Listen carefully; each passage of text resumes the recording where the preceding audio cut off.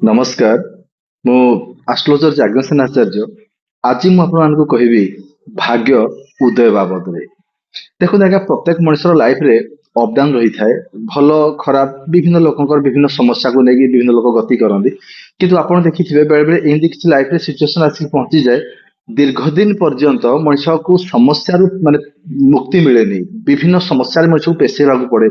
स्वास्थ्यगत समस्या हो पारे संपर्क को लेकिन कष्ट हो पारे जॉब बा कैरियर रिलेटेड अर्थात चाकरी को लेकिन समस्या हो पारे इनकम सोर्स कमी जिबा किंबा हठात एकदम बहुत क्षय क्षति हो जिबा एमती विभिन्न प्रकार बेले बेले आपण देखिथिबे किसी लाइफ रे मनुष्य को लाइफ रे आसे जो कि दीर्घ दिन पर्यंत मनुष्य को पेशी हेबाकू पड़े कष्ट रे भोगी ही माने बहुत असुविधार सम्मुखीन होगा पड़े तो यही परिस्थिति रे जदि आपन को लागुची आपन भाग्य रे परिवर्तन आसुनी भाग्य खराब ही जाइजी भाग्य उदय ही पारुनी आपन को एक सरल माने व्यवस्था मु आज कहबी भाग्य उदय बाबद रे देखो आज्ञा आमर जो नवग्रह अच्छा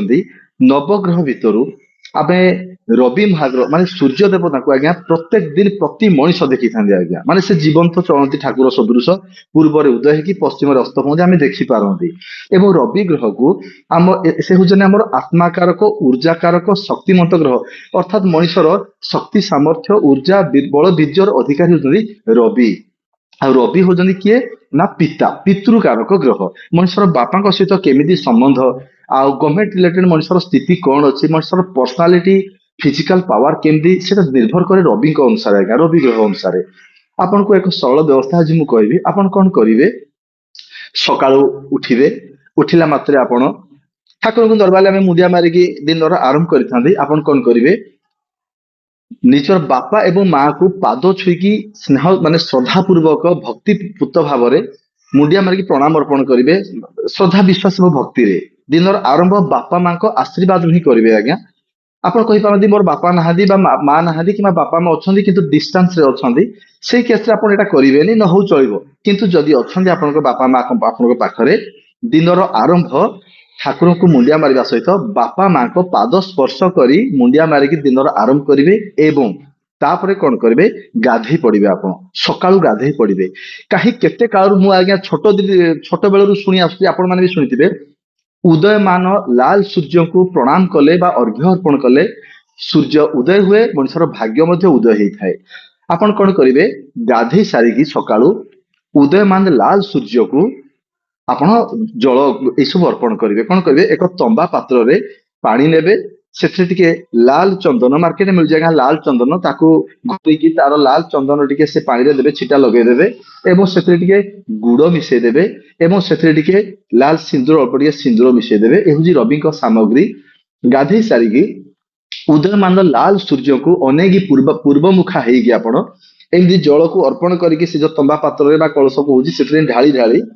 एमती ओम घृणी सूर्या नमः ओम घृणी सूर्या नमः ओम घृणी सूर्या नमः एमती मिनिटे भेड़ा प्रायः जप करके जल अर्पण करेंगे एवं सूर्य देवता को प्रणाम अर्पण करेंगे जदि आप तर्तर अच्छा गाधे पार ना कौन कारणवशतः आप सिंपली ड्रेस चेंज करके काम करें किंतु उदयमान लाल सूर्य को जल अर्घ्य अर्पण कले सूर्य जमी उदय हुए आपंकर भाग्य सेमती उदय हुए बोली अनेक कालू मुझे शुणी आसी आज्ञा एवं तापर आपण कौन करेंगे देखो यहाँ हूँ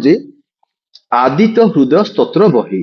ये एक बहुत प्रभावशाली बही आज्ञा रवि महाग्रह को स्ट्रंग करने कृपा आशीर्वाद प्राप्त होगापाई ये आदित्य हृदय स्तोत्र बही को एटा हनुमान चालीसा बेला छोट एक बही ये आदित्य हृदय स्तोत्र बही को आपण मार्केट किणी रखिथे पुस्तक भंडार किणी पारे कि पूजा सामग्री दुकान भी किणी पारे आपण कौन करेंगे ये बही की प्रथम शेष पर्यंत पढ़े नुआ नुआ आपन गोटे अड़ुआ लगे समय सापेक्ष लगे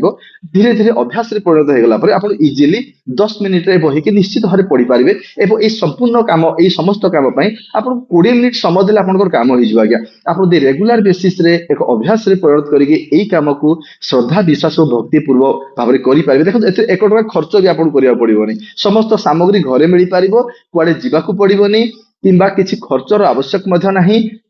आपण जानी रखु अति कॉन्फिडेंटली कहूँ यह निश्चित सत्य परीक्षित आज्ञा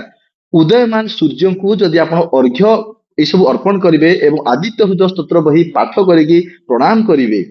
लाल सूर्य बा उदय सूर्य उदय जेमती हम ଆପଣଙ୍କ ଭାଗ୍ୟ